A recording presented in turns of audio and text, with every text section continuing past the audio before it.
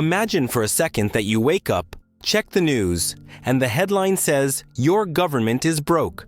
Not just low on cash, but literally out of money.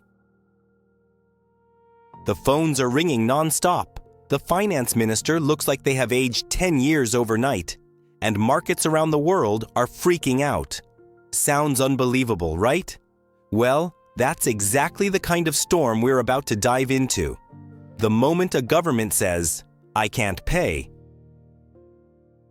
So, what's really happening when a country defaults? Let's strip the jargon. Sovereign default basically means the government cannot or will not pay back its debts. It's like if you had a pile of credit cards maxed out and you decided to stop paying, not because you don't want to, but because you literally can't. The only difference is, when you default, maybe a debt collector calls you. When a country defaults, millions of people feel the hit. Markets shake, currencies crash, and politics explode. Now you might wonder, how can a country even get into that position? After all, can't they just print more money? Well, here's the tricky part. The money a government owes isn't only in its own currency. Countries borrow in dollars, euros, or yen, currencies they don't control. So printing more of their own money doesn't help. It just makes things worse by inflating prices. It's like being trapped in a finance maze where every exit is locked. When this happens, trust becomes the real casualty. Investors, businesses, even citizens lose faith in the state's ability to manage money. Picture people lining up outside banks, trying to withdraw whatever they can before things freeze. That panic feeds itself, because once belief in the system breaks, no amount of political speech can put it back together overnight. Let's pause for a moment. You might be thinking, okay, but who exactly is the government owing money to? Excellent question. When we talk about sovereign debt, we're mostly referring to bonds. Basically, promises to pay investors after a certain number of years with some interest. Those investors can be other governments, big institutions, or ordinary people who bought bonds thinking they were safe. So when the government defaults, all these players lose money. In other words, the pain doesn't stay behind government walls. It seeps into the global system. Governments borrow money through what's called issuing bonds. Think of them as IOUs on steroids. Official slips that say, "We'll pay you back this much plus interest after this time." Investors buy them because they expect stability and returns. But if investors smell trouble, like high inflation, political chaos, or a shrinking economy, they demand higher interest rates or stop buying altogether. Once that confidence collapses, the walls fall like dominoes. And no, defaults aren't rare. They've happened dozens of times, from ancient kingdoms that stopped sending gold shipments to modern economies that froze accounts. But what makes them fascinating is how unique each one feels. The narrative changes depending on politics, global factors, and simple human fear. Because in the end, finance is not only math, it's emotion in numbers. Now, think of your country as a giant household. The government is like the head of that house, managing income from taxes and expenses like salaries, pensions, and public works. When they spend more than they earn, they borrow. But when the income drops, say, because of a recession or a fall in commodity prices, and costs keep rising, the debt pile grows until it becomes unpayable. That's when creditors start knocking on the door, and the panic sets in. One of the main consequences of a default is the fall of the national currency. When trust in a government's finances disappears, people rush to change their money into safer options, usually dollars or euros. Suddenly, the domestic currency loses value fast. Imagine your savings being worth half in just a few months. Prices for imported goods skyrocket, and everyday life gets instantly more expensive. That's why defaults are never just news headlines. They hit people where it hurts most, at the supermarket, at the gas station, and in their wallets. Another painful effect is the unemployment wave. Once the economy stalls, companies close, investments dry up, and jobs vanish. When Russia or Argentina collapsed, thousands were jobless overnight. Think about that chain. Fewer jobs mean less consumption, which means even less growth. It's a downward spiral that's hard to break once it starts. And here's the paradox. Sometimes, countries choose to default even when they technically could have kept paying. Why? Because the cost of continuing to pay, cutting pensions, raising taxes, laying off workers, can be politically and socially unbearable. So leaders decide that taking the hit now might be better than slow internal decay later. It's a brutal choice. Pay your creditors or feed your citizens. To make sense of it, let's define one more key concept: debt sustainability. It simply measures whether a country can keep paying its debt without falling apart. When economists say a debt is unsustainable, it means that even with more loans or spending cuts, the ratio between debt and income is too high. Imagine someone owing 10 times their salary. It doesn't matter if they manage to pay next month, the structure is already broken. You could ask, why not just get a bailout? Sometimes international institutions like the IMF step in with emergency funds, but those bailouts come with strings attached. Strict measures like limiting public spending or privatizing assets. These policies, while intended to restore balance, often increase unemployment and social tension in the short run. That's exactly what many countries resent about external help. It feels like being told how to run your house by someone holding a checklist. Let's talk a bit about the political cost. Defaults shake the foundations of government credibility. Presidents resign, parliaments burn through emergency meetings, and citizens flood the streets demanding answers. The social atmosphere can turn electric. Hope fading, rage growing. Economically, a default feels like an earthquake, but politically, it's closer to a revolution. Now, you may think the world would just cut these countries off forever after that. But surprisingly, that's not how it works. Investors have short memories when high returns are on the table. After a few years, the same markets that once punished a country may start lending again, although at higher interest rates. Still, rebuilding that trust is like healing a broken bone. It takes time, and sometimes it never fully aligns again. But before a default hits, there are always warning signs if you know where to look. Rapidly growing debt to GDP ratios, heavy dependence on foreign loans, overvalued currencies, or a government that seems to fund social programs with borrowed money. All red flags. It's like watching a train approach a cliff and everyone hoping the driver figures out how to stop just in time. Let's bring this closer to home. Why should you, watching this video, care about a country defaulting thousands of kilometers away? Because defaults don't stay inside borders.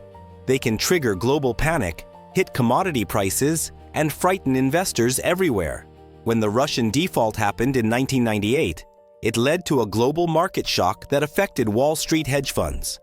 When Argentina defaulted, ripple effects hit neighboring economies hard. The financial world is a spider web.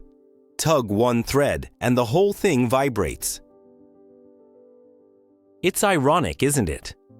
Governments, the same ones that regulate banks and preach fiscal discipline, can themselves run out of money and fail. It shows how fragile the global system really is. No one is too large, too resource-rich, or too important to fail. History proves this again and again. Here's another key point. Not all defaults are spontaneous explosions. Some are slow burns. They start with small delays in payments, renegotiations that collapse, or partial. Still, when the final trigger comes, it always catches people off guard. Politicians insist everything is fine until the last second. Media play along to avoid panic. And then, overnight, markets crash, banks close, and daily life stops being predictable. That's the psychological weight of a default. It erases trust not just in numbers, but in leadership itself. Picture this. You have your savings in the local bank, and suddenly withdrawals are frozen. Your salary is paid, but its value melts week by week because prices keep climbing. You start measuring your wealth not by how much you own, but how quickly you can spend it before inflation eats it up. That's what living through a default feels like. Not dramatic headlines, just quiet daily suffering. Of course, no government plans to default. It's always the last resort when every other door is shut. They try tax hikes, spending cuts, foreign help, even creative accounting, until the math simply stops working. When outflows rise and inflows dry up, there's no more magic left. Declaring default becomes the only card left in the deck, and once that card is played, recovery is slow. International markets shut their doors, foreign investors flee, and trade partners demand cash up front. Years can pass before any sense of normal lending returns. It's not just about money, it's about credibility. Once lost, trust takes decades to rebuild. In this series, we'll explore two emblematic cases: Russia in 1998 and Argentina in 2001. Two completely different contexts, but a shared lesson on how financial collapse tears through economies. Each story reveals how decisions made in government offices can turn into chaos for millions of citizens. So next time you hear the phrase sovereign default, don't imagine dusty economists arguing over charts. Picture a society holding its breath as savings vanish, as leaders scramble for survival, as people learn just how fragile modern economies can be. Because when a country says, "I can't pay," it's never just an economic story. It's a human one. And now that you know what it means when a government goes broke, buckle up. In the next chapter, we head straight into Russia's collapse in 1998, a crisis triggered by cheap oil, bad policy, and raw panic. Get ready, because this ride is about to get a whole lot bumpier. Let's rewind to the late 1990s. The Soviet Union had collapsed just a few years earlier, and Russia was still figuring out how to be a market economy. People were selling old army uniforms at street corners. Oligarchs were popping up like mushrooms after rain, and everyone was talking about this new magical word: capitalism. The country wanted to become modern fast, but the transition turned out to be way messier than expected. At first, things looked promising. Western advisors flooded in. Foreign investors poured money into Russian bonds, and the government promised to stabilize the ruble at all costs. It was supposed to be the era of reform, privatization, and growth. But beneath the glossy speeches, the foundations were cracking. By 1998, Russia's economy was a ticking time bomb waiting for a spark. To understand that spark, you need to see how Russia's economic model worked back then. The state borrowed heavily to pay salaries, pensions, and public services because tax collection was a disaster. Oil prices, Russia's lifeblood, were falling fast. Without that revenue, it was like cutting off oxygen from an economy already gasping for air. Each month, more rubles had to be printed to fill the gap, pushing inflation higher and higher. At the same time, investors around the world were chasing big returns. Russian government bonds, called GKOs, offered eye-watering interest rates. They looked risky but irresistible. Why settle for low yields in safe countries when you could make 5 times more in Moscow? For a while, money kept flowing in, but everyone knew deep down that the math didn't add up. It was a pyramid built on borrowed confidence. Then came the global shock of the Asian financial crisis in 1997. When investors saw countries like Thailand and Indonesia collapse, they started pulling their money out of other emerging markets, including Russia. Suddenly, the demand for Russian bonds evaporated. The government found itself unable to roll over old debt, which meant they had to pay back creditors without getting new money in. The roof started to cave in. To defend the ruble, the central bank drained its reserves, buying back its own currency. For months, they burned through billions of dollars, trying to maintain an exchange rate that everyone knew was unsustainable. The ruble was pegged to the dollar, meaning its value was artificially fixed. But keeping that peg required a mountain of dollars the government didn't actually have. You can guess how that ended. By August of 1998, the situation was desperate. Inflation was climbing, reserves were vanishing, and confidence had evaporated. Then, with one announcement, the dam broke. On August 17, the Russian government devalued the ruble, defaulted on its domestic debt, and declared a 90-day freeze on payments to foreign creditors. In plain English, they said, "Sorry, we can't pay. Please wait." The reaction was immediate chaos. The ruble lost around 2/3 of its value in weeks. Banks closed their doors, unable to return deposits in dollars. Salaries went unpaid, ATMs ran dry, and imported goods disappeared from shelves. For ordinary Russians, it felt like financial gravity had vanished overnight. People rushed to buy whatever tangible assets they could: food, electronics, dollars, anything that wasn't losing value every hour. Let's be clear. This wasn't just a money issue. It was psychological. Citizens had lived through years of instability since the USSR collapsed, but this hit a deeper nerve. If even the new democratic government couldn't protect their savings, what did stability mean? The dream of a smooth transition to capitalism suddenly felt like a cruel illusion. Trust in banks, officials, and the currency itself shattered in real time. The default brought political shockwaves too. The Prime Minister resigned. The government reshuffled 3 times in a few months, and President Yeltsin's approval rating plunged to single digits. People were literally throwing rotten vegetables at government buildings. The idea of economic reform, something once filled with optimism, now looked like a national failure. Even the word default became close to taboo in public speeches. Let's pause and explain something critical. What does defaulting on domestic debt even mean? It means the government stopped paying interest and maturing bonds that were held mostly by Russian banks and investors. So local institutions, already struggling, suddenly were bankrupt too. Imagine your country's government not only being broke, but taking most of its banks down with it in one blow. That's not just mismanagement. That's financial self-destruction. Meanwhile, the ruble devaluation hammered public confidence. Picture this. You earn your salary in ruble, and suddenly that same paycheck buys half as much food. Inflation, nicknamed the silent thief, started stealing everyone's savings. Households that had kept their money in ruble accounts saw their real purchasing power vanish. In big cities like Moscow and St. Petersburg, people reverted to dollar savings. The greenback became the true measure of security. But here's the twist. The pain didn't last forever. While the short-term impact was disastrous, the collapse forced Russia to reset its economy. Once the ruble lost value, Russian exports suddenly became cheap and competitive again. Local industries that had been devastated by cheap imports started to recover. Oil prices began to rise again in the following years, pumping new money into state coffers.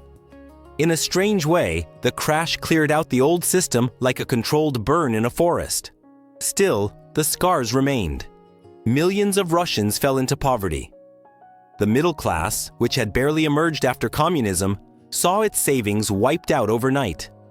It wasn't just a financial loss, it was an emotional one. Many people stopped believing in banks altogether and started keeping cash literally under mattresses. Modern capitalism felt like a bad joke told by distant bureaucrats. Now you may wonder, why did international investors get burned so badly if the warning signs were there? The answer is a mix of greed and hope. Investors convinced themselves that Russia was too big to fail, that Western governments would never allow a nuclear superpower to collapse financially. But markets don't care about politics when panic hits. Even some of the most sophisticated funds in the United States nearly collapsed because of their exposure. The famous hedge fund long-term capital management had to be rescued after massive losses tied to Russian bonds. Think about that for a moment. One country's default sent ripples so wide that even Wall Street giants felt the quake. This shows how interconnected global finance truly is.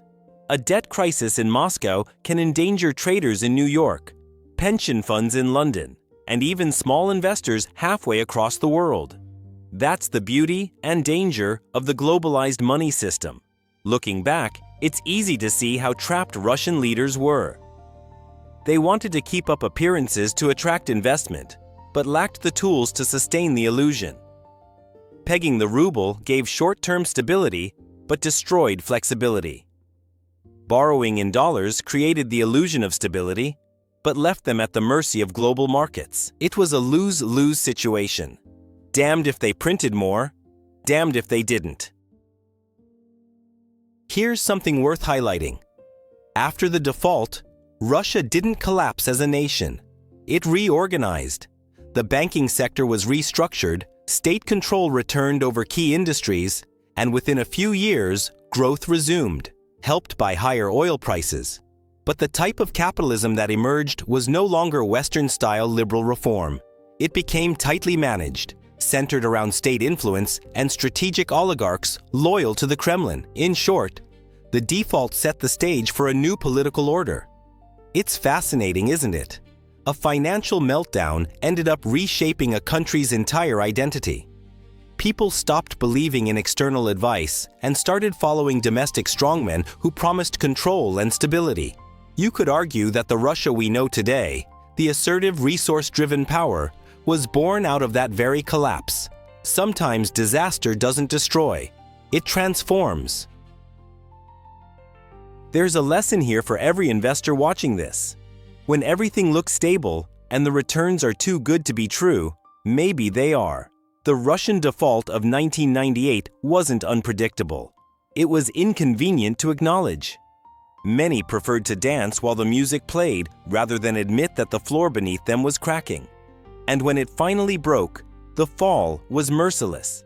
Now, let's take a closer look at the human side of this crash. Imagine you're a teacher or doctor in a small Russian town in 1998.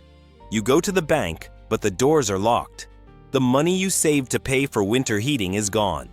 Prices for bread and oil have doubled in weeks. You realize overnight that your country's promise to protect you means nothing. That's the kind of trauma that doesn't fade. It changes how people see government and money forever.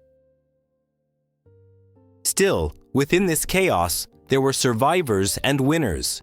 Some entrepreneurs managed to snap up assets for almost nothing when the ruble collapsed. Foreign investors who dared to return early made fortunes once recovery began. But for the everyday citizen, the recovery felt distant and unfair. The gap between rich and poor widened dramatically, leaving a society deeply divided between the lucky and the broken. The big question is, could Russia have avoided default? Possibly, but it would have meant imposing radical spending cuts, floating the ruble earlier, or securing international aid sooner. Each of those paths came with political suicide notes attached. In reality, the government simply ran out of room to maneuver. The debts matured faster than trust could be rebuilt. When you're out of cash, out of credibility, and out of time, default is inevitable. By the end of 1999, the dust had started to settle. The ruble found a new level. Inflation cooled down, and growth slowly resumed. But the psychological damage had been done. Russians learned never to assume the state would protect their savings. That skepticism lingers today, influencing how people save, spend, and invest. Once bitten by hyperinflation, you don't forget it easily. So, what can you, as an investor or citizen, take away from this? That financial stability isn't a guarantee. It's a performance held together by belief and discipline. Once belief cracks, no amount of data can restore it instantly. The Russian story of 1998 is a masterclass in how fast confidence can evaporate and how painfully slow its recovery can be. Now that we've seen Russia's journey from rubles to ruble, it's time to cross the ocean. Because in just a few years, another domino was about to fall. In the next chapter, we'll dive into Argentina 2001. Another nation seduced by stability, addicted to debt, and plunged into chaos when reality finally caught up. Close your eyes and imagine Buenos Aires at the turn of the millennium. The cafes are full, the peso is strong, and everyone's talking about Argentina finally leaving its past behind. The newspapers call it the Latin American miracle, and the politicians say the economy is modern, open, and stable. But beneath that surface, the music is off-key, and the dance is about to take a violent turn. The story begins a few years earlier, in the early 1990s. Argentina had survived repeated bouts of hyperinflation, prices doubling every few months, salaries worth less each week. To stop the madness, the government tried a radical fix. They pegged the peso 1-to-1 with the dollar. That meant 1 peso was legally equal to $1. The idea was simple. If the peso couldn't lose value, inflation would vanish. For a while, it worked, and people loved it. But pegging your currency is like locking a door and throwing away the key. It brings short-term peace, but you lose flexibility. If your exports become too expensive or your economy slows down, you can't adjust by devaluing your currency. Argentina soon found itself in that trap. By the late 1990s, the peso was overvalued, and local products became too expensive abroad. Imports flooded in, industries collapsed, and unemployment began to rise. Still, politicians refused to abandon the peg. They said the 1-to-1 promise represented modernity and order. Breaking it would mean admitting defeat. Meanwhile, the government kept borrowing in dollars to cover growing deficits. The logic was circular. They needed dollars to defend the peso, so they borrowed more dollars. Like a dancer spinning faster and faster, they couldn't stop without collapsing. By 2000, Argentina's public debt had ballooned. Investors around the world were getting nervous. The International Monetary Fund was sending warnings, but also lending money to keep things afloat. People could feel the tension in the air. Everyone was pretending the system could work forever. But deep down, they knew the math was impossible. The song was playing, but the floor was cracking. Then came the global slowdown. Commodity prices fell, and Brazil, Argentina's main trading partner, devalued its currency. Suddenly, Argentine exports were far less competitive. Factories started closing, layoffs spread, and poverty crept back into cities. The government tried austerity, cutting spending, raising taxes, but that only made things worse. The country was shrinking, yet the debt was growing. Imagine being a regular Argentine worker in that moment. You earn pesos, but you think in dollars. Every major purchase, a car, an apartment, even some university fees, is priced in dollars. Your government promises your peso is always worth $1, but the rumor mill says otherwise. People start moving their money abroad or converting it to cash. The banks see withdrawals accelerate, and a cold panic begins to spread. By late 2001, the panic turned full-blown. Investors fled, the IMF suspended further help, and the government announced a desperate measure, the corralito. It literally means the little corral, like for cows.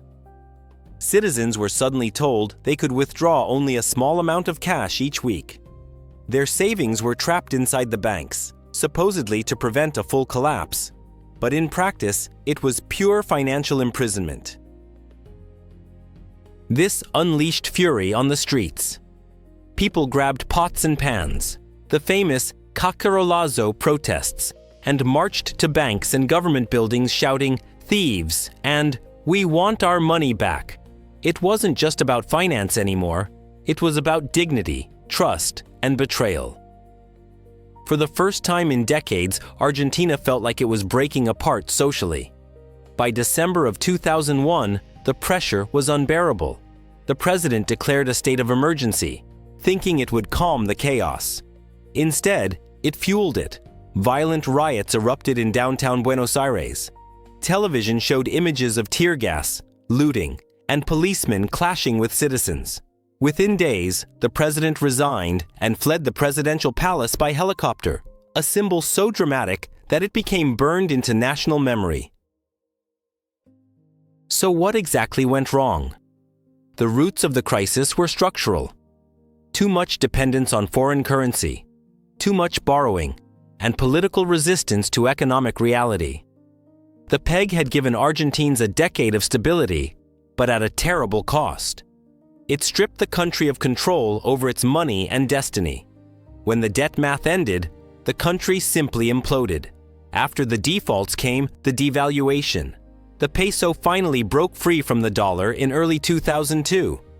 Overnight, the exchange rate tripled. In other words, that old promise of 1 peso equaling $1 was gone. It now took 3 pesos to buy $1. Inflation exploded. Middle-class families who thought they were safe suddenly saw themselves poor. Savings evaporated the same way they had in Russia just a few years earlier. But this crisis had another dimension: the freezing of deposits. Many people never got their full money back. Even when they did, it was often converted forcibly into devalued pesos. They had saved in dollars and were forced to accept pesos worth half as much. It was a collective trauma that still shapes Argentine attitudes toward banks today. The mattress became the safest bank in the nation. Let's explain something important here. Why did the fixed peg fail so dramatically? Because keeping 1 peso equal to $1 required the central bank to hold massive dollar reserves to intervene in markets. When confidence evaporated, those reserves drained fast. Once they hit empty, the illusion collapsed. It was like defending a castle with no army left behind the gates. After the default, Argentina entered the largest sovereign bankruptcy in modern history at that time. The government stopped paying more than $100 billion in debt. International creditors were furious, and lawsuits piled up in courts around the world. For years, Argentina became a pariah in global finance. Nobody wanted to lend to a country that had just broken its promises on such a scale. However, within the wreckage, a curious thing happened. The collapse, brutal as it was, planted the seeds of a rebound. The devalued peso made exports boom. Factories reopened because domestic goods became cheaper than imports. Tourism flourished as foreigners found Argentina shockingly affordable. From 2003 onward, growth rates returned strongly. It was the economy's equivalent of a phoenix rising from ashes. Still, this recovery had a scarred soul. Inflation remained high, and the government used heavy intervention to control prices. While growth returned, trust never fully did. The social contract had been violated. People learned the hard way that their country could lie to them about money. Even today, that legacy lingers every time Argentinian citizens rush to buy dollars the second they sense trouble coming. Here's a fascinating irony.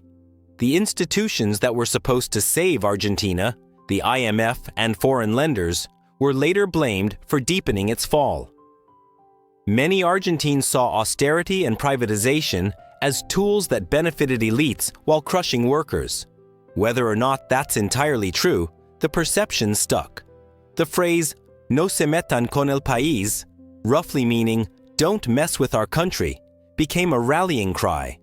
Pride became a substitute for stability. Now, for a quick reality check, let's break down the human impact. Poverty shot from around 1 in 4 people to over half the population after the collapse. The middle class shrank dramatically. Suicide rates climbed, and migration soared as thousands sought jobs abroad. Teachers left classrooms, doctors emigrated, and skilled workers looked for any chance to start over elsewhere. A default isn't just about numbers. It's about millions of personal tragedies. And yet, if you ask many Argentinians today, they'll tell you that era also awakened a kind of collective realism. The decades of pretending that the peso was equal to the dollar finally ended. People stopped trusting easy fixes and became obsessed with protecting themselves from inflation. In a way, it taught financial literacy the hardest way possible. Through pain, let's pause to untangle one more concept: debt restructuring. After its default, Argentina spent years negotiating with creditors to repay just a fraction of what it owed. Some lenders accepted those deals, taking massive losses, while others became known as holdouts, refusing any deal and suing instead. The battles went on for more than a decade. It shows how long the shadow of a default can stretch. Financial crises end, but the paperwork never truly dies. By the mid-2000s, Argentina had settled most of its debts, but its relationship with international markets was never the same again. Investors demanded far higher interest to lend money. The country became dependent on its own reserves and short-term financing. Even when growth resumed, the wounds of 2001 shaped every future policy decision. Confidence, once lost, moves slower than any currency. Now, take a step back. Russia's collapse and Argentina's meltdown share the same skeleton: too much debt, too little flexibility, and too much political denial. Both tried to keep illusions alive while the numbers screamed otherwise, and in both cases, it was regular citizens who paid the heaviest price. History keeps repeating because humans hate accepting financial limits. Here's the thing that surprises most outsiders: default isn't always the worst-case scenario. Sometimes, refusing to pay is the first step toward rebuilding. It resets the system after years of living on borrowed time. But make no mistake, the cost is immense. Once a government says, "I can't pay," it loses not only credit, but also dignity in the eyes of its people and the world. Can it happen again? In Argentina, many would say yes, because the same problems, debt, inflation, and political division, never fully vanished.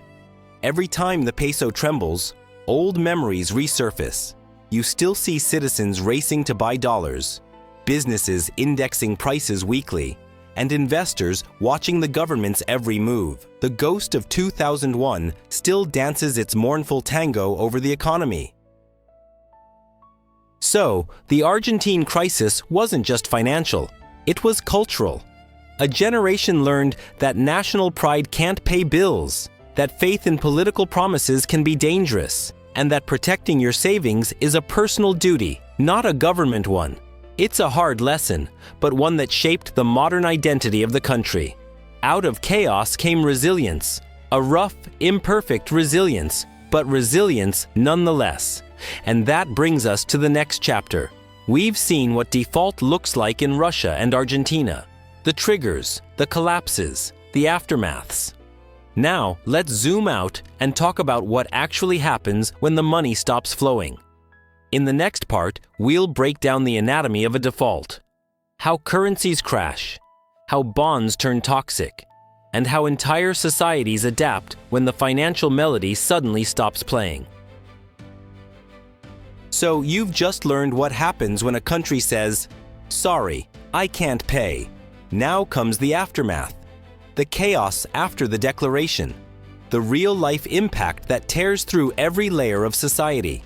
Because make no mistake, when a default happens, it's not just numbers on a screen. It's a chain reaction that transforms everything from the price of bread to people's faith in the system. This is where the theory ends and human reality begins. The moment a country defaults, its credibility vanishes overnight. Imagine a friend who borrows money from everyone and suddenly refuses to pay. You'd stop lending, right? Well, international markets work the same way. The first thing that dies isn't the debt, it's trust. Investors flee, the national currency drops like a stone, and credit evaporates. It's financial isolation, and it comes fast. Let's start with the currency, because that's where people feel the pain first. When a government defaults, everyone rushes to dump the national currency. Demand for dollars, euros, or any stable foreign money goes through the roof. The exchange rate collapses, making imported goods insanely expensive. If your country depends on imports for fuel, medicine, or food, as many do, you're suddenly paying double or triple for basic items. As the currency falls, inflation rises. Economists call this pass-through inflation, meaning when exchange rates worsen, the higher import costs pass directly to consumer prices. It's the kind of inflation that snowballs quickly. A liter of milk today costs 2 pesos, tomorrow it costs 4, and next week maybe 6. The simple act of saving money becomes a joke. Everyone spends as fast as possible before prices jump again. This phenomenon has a psychological effect too.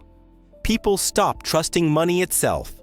In a stable society, currency is a symbol of trust, a shared belief that a piece of paper has value. But during a crisis, that faith evaporates. People start hoarding foreign currency, gold, or even physical goods like sugar and rice, because those become safer stores of value. It's not economics anymore. It's survival instinct. Meanwhile, banks take a heavy beating. Because much of their balance sheets are tied to government bonds, which suddenly become worthless, banking systems often collapse right alongside the state. When that happens, ordinary citizens pay the price. ATMs run dry, withdrawals are limited, and businesses can't access operating funds. The phrase liquidity crisis sounds clinical, but it really means you can't get your own money when you need it. Governments try to stop the panic, but their options are limited. Printing more money fuels inflation. Borrowing more is impossible because no one trusts them. Raising taxes sparks revolt. So they start using extraordinary measures: freezing accounts, controlling exchange rates, or imposing price caps on essential goods. These measures buy time, but they also distort the economy even further. It's like trying to put out a grease fire with water. It might look rational at first, but it makes the flames worse. At the company level, things get grim quickly. Businesses that import parts or materials can no longer afford them. Local industries shrink, layoffs follow, and unemployment jumps. When you can't sell abroad and can't borrow at home, production grinds to a halt. Economists call this a credit crunch. But for the worker laid off from the factory floor, it just means another night wondering how to pay rent. And if that wasn't enough, public services start breaking down. Hospitals have trouble buying imported medicine. Transportation slows because fuel is scarce. And schools go underfunded because the government can't pay salaries. The social fabric starts tearing. In some cases, like in Argentina in 2001, families bartered directly, trading food for services, because actual money had lost so much meaning. It's the breakdown of a modern economy into something primitive. At this point, the political consequences hit hard. When people can't withdraw their money or afford food, they take to the streets. Governments rarely survive the anger untouched. Leaders resign, ministers are replaced, or entire regimes collapse under pressure. It's not hard to understand why. Once money loses meaning, everything else follows. Economic defaults often trigger political defaults too.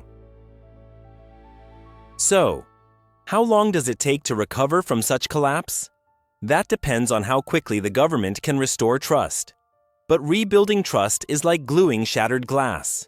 It's fragile, slow, and requires visible proof that change is real. New leaders might renegotiate debts, create independent central banks, or reform public finances. But recovery only begins when markets believe it. Until then, every solution feels like a temporary bandage. Let's pause to explain a critical term: devaluation. It's what happens when a country officially lowers the value of its currency compared to others. In theory, it can help exports by making local goods cheaper abroad. But during a default, devaluation usually isn't a choice. It's forced by panic. Once confidence dies, markets decide what your money is really worth, and it's never kind. After the collapse, a new phase begins: adjustment. Governments cut spending, end subsidies, and freeze new projects. They try to stop the bleeding, but the effects are deeply unpopular. Imagine seeing your taxes rise while wages fall. Social tension grows. In the worst cases, you see what economists call debt deflation cycles, where falling incomes make old debts even harder to pay, creating a feedback loop of misery. It's around this time that international help reappears, often through the IMF or regional lenders. They bring conditions, reduce deficits, privatize industries, increase interest rates. These programs are meant to rebuild credibility, but they often feel like punishment to citizens who are already suffering. The irony is painful. Saving the economy can make daily life even worse before it gets better. That's the paradox of financial recovery. But what about ordinary savers like you or me? Well, after a default, your instinct is to protect whatever value remains. People convert money into dollars or euros, buy gold, or even invest in real estate because physical assets retain value better than paper promises. In some cases, entire communities adopt foreign currencies for daily life, like people using dollars instead of their local tender.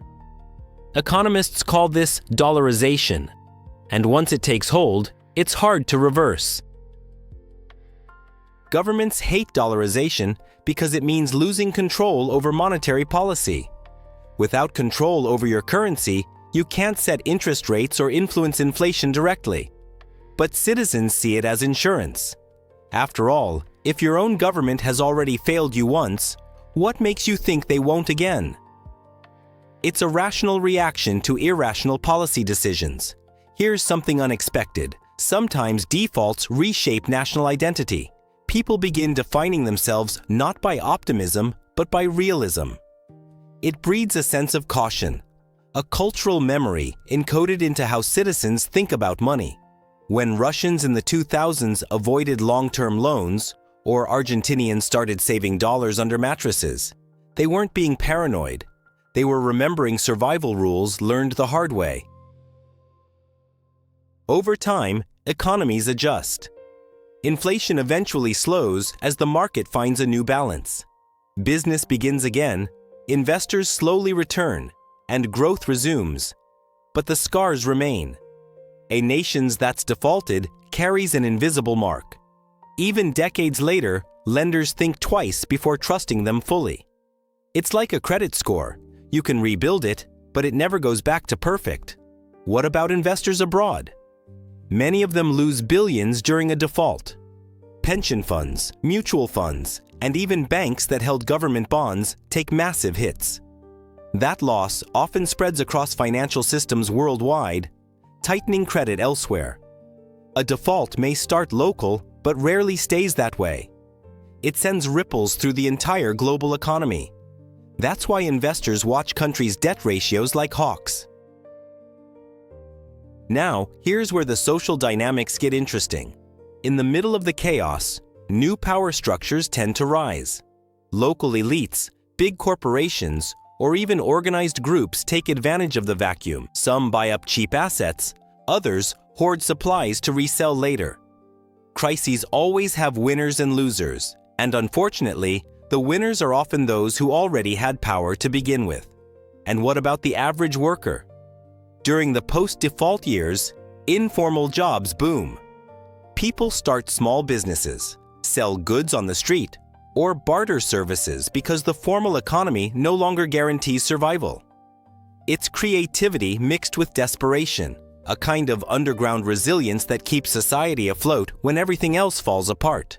Economists might call it the informal sector, but to ordinary people, it's just life. As history shows, every default is unique, but the pattern is eerily familiar. A buildup of debts, ignored warnings, a sudden collapse, then social turmoil followed by years of slow healing. It's like watching the same movie with different actors each time. The setting changes, but the plot never does. Human doesn't learn fast enough. Still, not all defaults end in ruin. Some countries emerge stronger. By wiping out unpayable debts, they reset their economies and later enjoy renewed growth. It's painful, but sometimes necessary. Like surgery to remove a tumor, the problem isn't default itself. It's when governments pretend they can avoid it forever and let the crisis grow too big to manage. So, let's answer the big question. What truly happens after default? The answer is a mix of immediate disaster and long-term transformation. The economy collapses, but eventually, a new system forms on the ashes of the old one. It's not quick, and it's never painless. But out of desperation often comes reform, and out of reform, new strength. In the end, what dies during a default isn't just money. It's trust, stability, and the illusion of control. And what's reborn afterward is something more cautious, sometimes wiser, but always scarred. Citizens rebuild their lives, governments rebuild their image, and the dance of money starts again. Slower, quieter, until the next tune plays. Now that you've seen the anatomy of collapse from the inside out, it's time to talk about recovery. How do countries crawl back onto the dance floor of global finance? How do they regain the trust of investors and rebuild what was lost? In the next chapter, we'll open that door and explore the long, uncomfortable road toward redemption. So, after the smoke clears and the rubble of default settles, the real challenge begins. How does a government that has broken its word convince the world to trust it again? You can't just walk into the markets, shrug, and say, "Our bad." Rebuilding credibility after a sovereign default is like trying to convince an old friend to lend you money after you already spent their last loan on a terrible idea. It takes time, proof, and a lot of patience. The reason trust matters so much is simple. Governments need credit to function. Without it, they can't borrow to build infrastructure, stabilize currencies, or fund hospitals and schools during hard times. Taxes alone rarely cover all those needs, so regaining access to lending is critical. But global finance has a long memory, and recovering your reputation after a default can take a decade or more. Let's start with the first phase. Damage control. Immediately after a default, a country enters what experts call financial quarantine. No new loans, no new investors, and existing creditors start demanding better terms or suing for repayment. During this stage, the government's only goal is survival, keeping the basic economy alive until negotiations start. It's a bitter period filled with emergency budgets and broken promises. Then comes the toughest part: debt restructuring. Imagine you owe money to hundreds of people, each with a different deal and level of anger. That's what countries face. They need to convince bondholders to accept new contracts, usually ones that pay back less money over longer periods or at lower interest. Economists call this a haircut, which sounds gentle but really means creditors lose real cash. Nobody likes taking one, but it's the only way to make unpayable debt payable again. Now, there's a delicate balance here. If a government pushes too hard for forgiveness, investors feel cheated and won't return for years. If it's too generous to creditors, the local population suffers more austerity and might revolt. So, successful restructurings require almost surgical precision. Give just enough to satisfy both sides. Argentina in 2005, for instance, managed one of the largest restructurings ever by offering new bonds worth about 1/3 of the original value. Painful, but it worked, sort of. But debt deals aren't enough by themselves.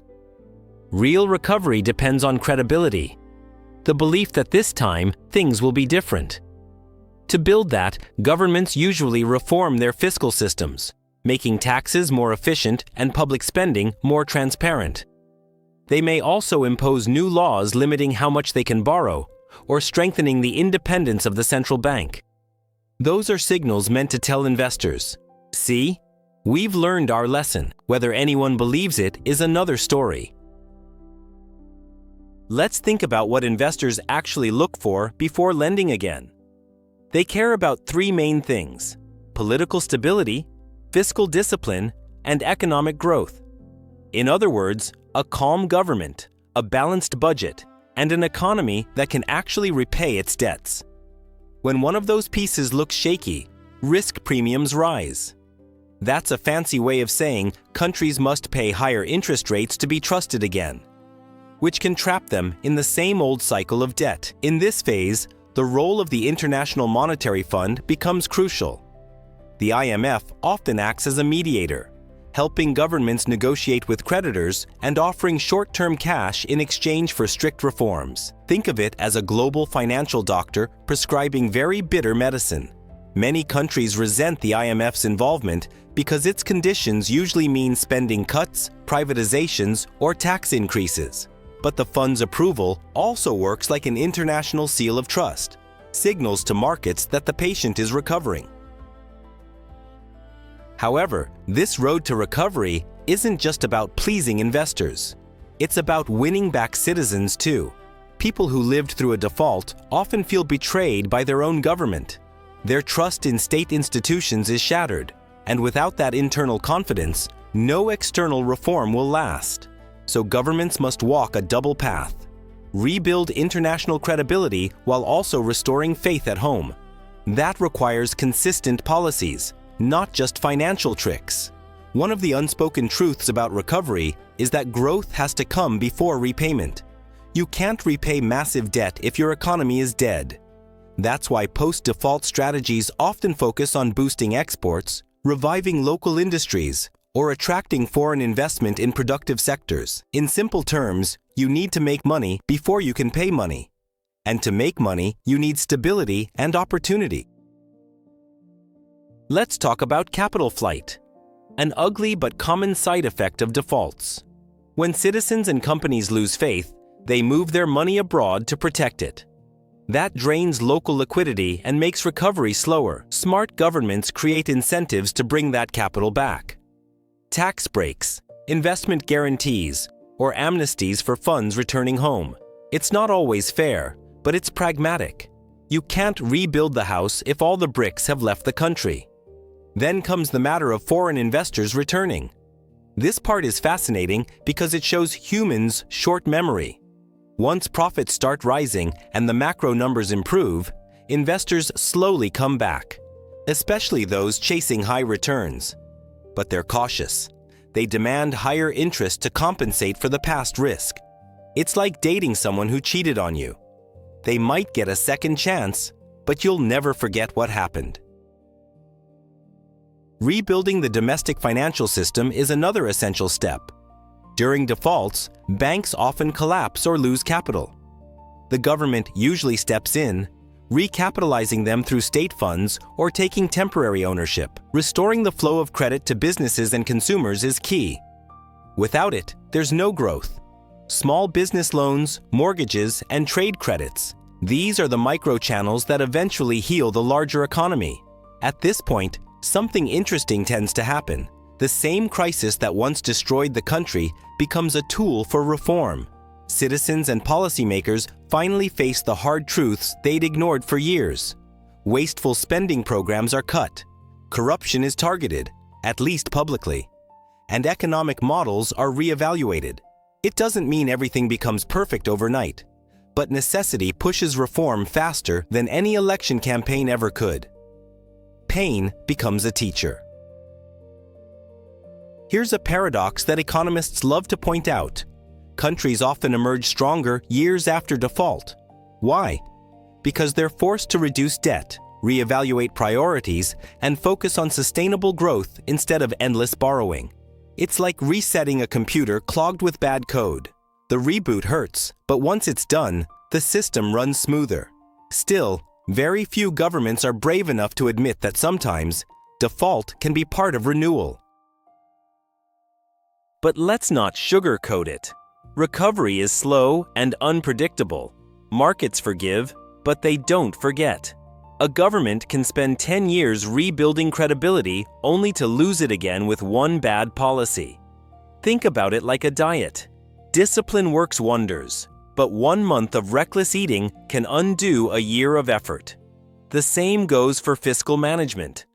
That's why strong institutions, not personalities, are what truly guarantee stability in the long run. Now, let's add a human touch to all this. For citizens, rebuilding trust means seeing real, tangible improvement in daily life. It's not about hearing the finance minister talk about GDP. It's about lower prices, stable savings, and paychecks that hold value. Once people feel safe leaving their money in banks again, once they start thinking in their own currency instead of dollars, that's when a default finally ends, not before. An often overlooked part of recovery is the role of education. Countries scarred by defaults sometimes change their school curricula to teach financial literacy. It might sound small, but it's powerful. Understanding what inflation, debt, and taxes really mean makes future citizens less vulnerable to political manipulation. They recognize early warning signs and demand accountability sooner. In that sense, crisis can lead to collective maturity. Of course, the global context matters too. A country rebuilding trust doesn't exist in isolation. If global interest rates are low and capital is abundant, recovery can be smoother. But if the world is in crisis, like during the 2008 recession, even reformed nations struggle to attract funds. Timing, as always in economics, can make or break the comeback. One more thing worth mentioning is transparency. Investors and citizens alike crave clarity after being deceived. Publishing government accounts, holding independent audits, and allowing free press are all trust-building moves. These may sound political, but they are deeply economic acts. Hiding data might delay panic, but it guarantees distrust later. Sunlight, as they say, remains the best disinfectant. After several years, successful recovery starts to show visible signs. The currency stabilizes, inflation cools, and new bonds get issued on international markets. Ratings agencies slowly upgrade the country's credit score, and global funds return. That doesn't mean the nation has erased its past mistakes, but it shows confidence is creeping back. Redemption in finance happens quietly. Yet even then, caution lingers.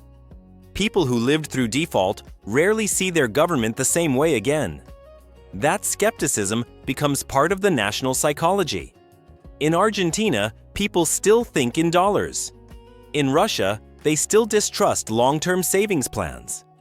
That mindset can protect them from repeating old mistakes, but it also limits the country's potential. Fear, after all, is security's twin. So what's the ultimate takeaway? That rebuilding trust is as much about perception as it is about numbers. A balanced budget or a restructured bond deal means little if the citizens don't believe in their leaders.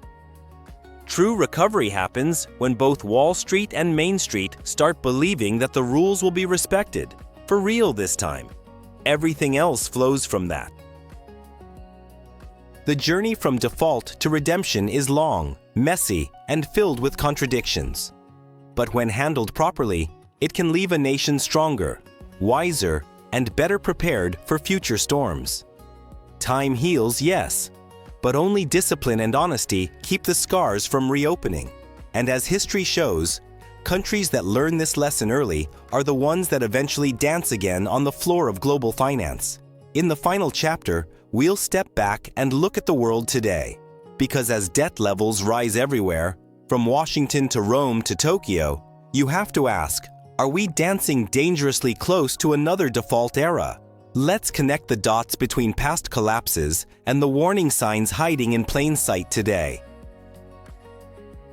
Let's be honest, after hearing about Russia and Argentina's economic meltdowns, you might be wondering, could something like that happen again?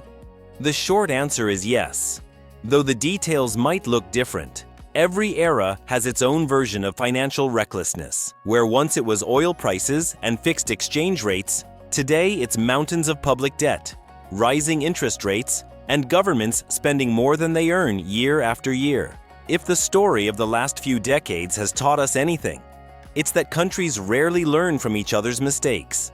Economies get comfortable during good times, investors grow optimistic, and suddenly, warnings start sounding like background noise. It's the same dance that Russia and Argentina performed, Only now, the stage is global. Look at the world today. Debt to GDP ratios in many advanced nations are hitting record highs, and the cost of borrowing is climbing after years of cheap credit. So, what might trigger the next big shock? One obvious culprit is interest rates. For more than a decade, rates were kept near zero across most of the developed world. That encouraged countries, companies, and individuals to borrow like never before. But as central banks raise rates to fight inflation, all that cheap debt suddenly becomes expensive to maintain. In simple terms, when the party ends, the bill comes due. And it's huge. Add to that the growing cost of aging populations, social programs, and rising defense budgets, and you can see how the arithmetic starts looking ugly. Governments love to promise stability and growth, but budgets don't lie. When tax revenue can't keep up with spending, debt fills the gap. If investors ever lose confidence that a government can handle its debts, history shows what happens next: panic, flight, and collapse. Let's pause for a second here. You might be thinking, but big countries like the United States or Japan could never default, right? Well, not in the same way Russia or Argentina did, but they have their limits too. The United States, for example, can print its own currency, which means it can always pay domestic debt in dollars.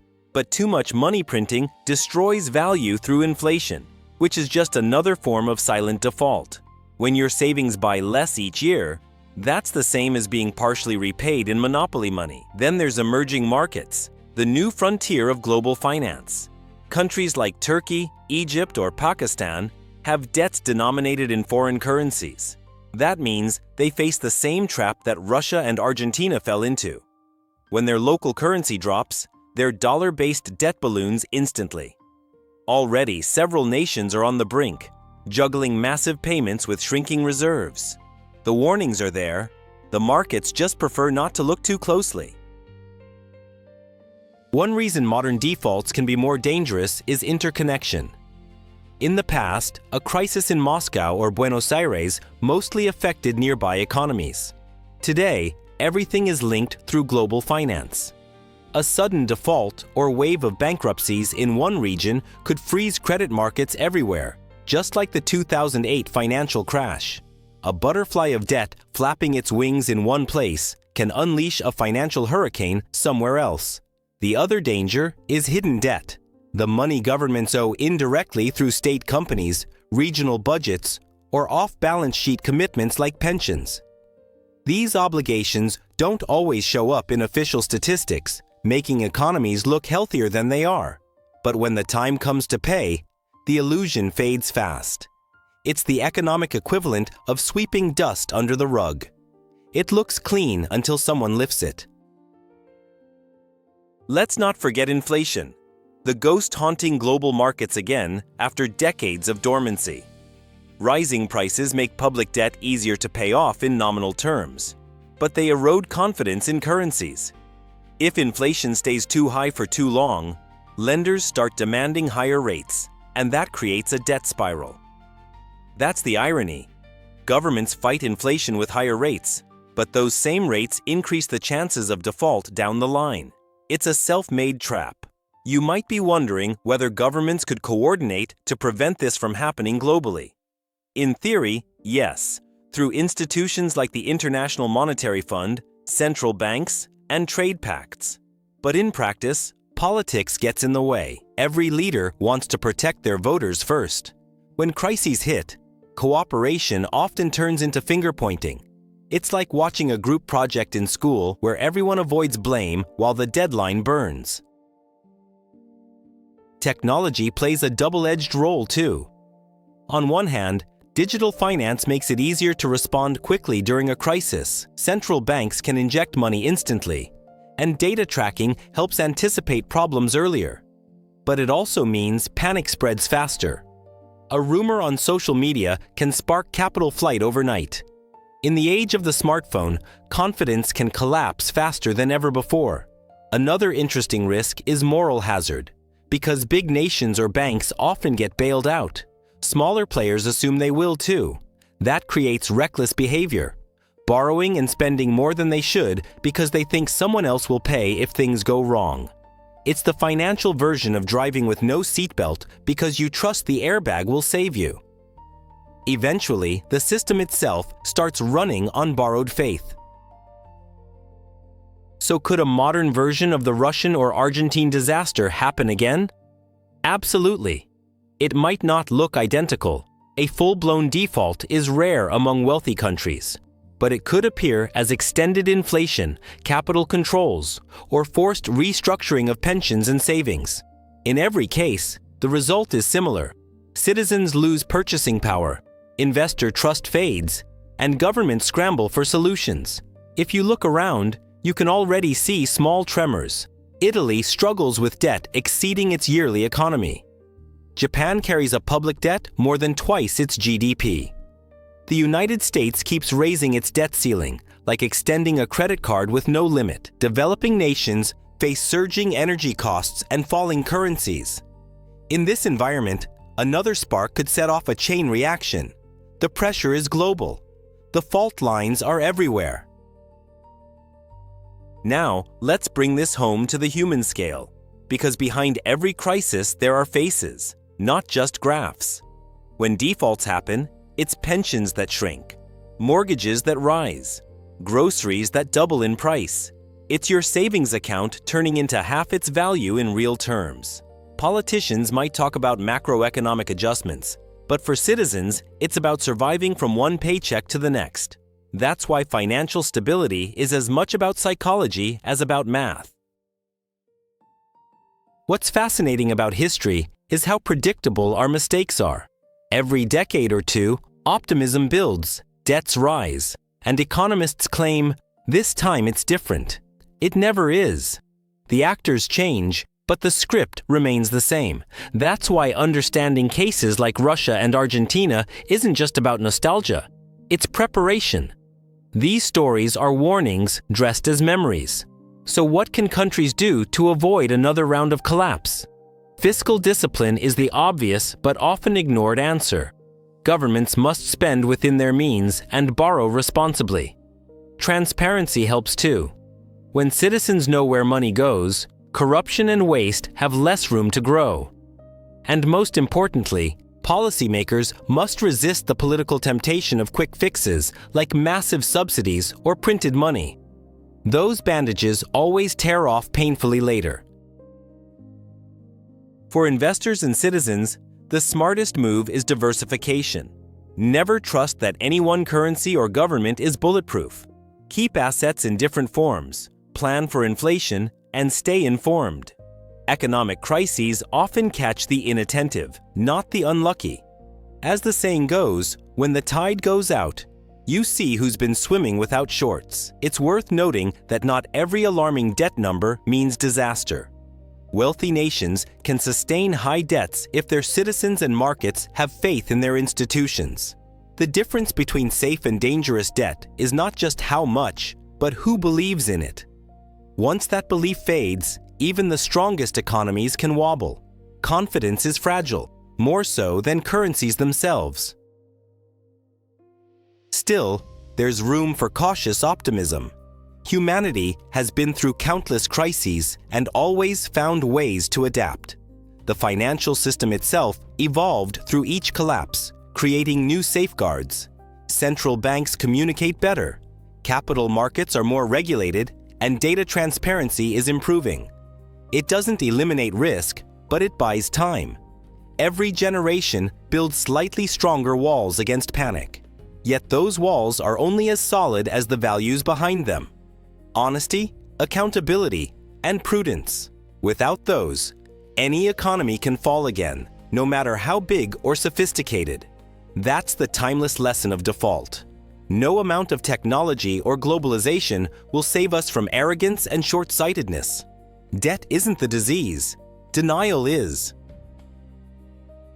So, could it happen again? The wiser answer might be, it's already happening, just slower and more subtly. The cracks are there.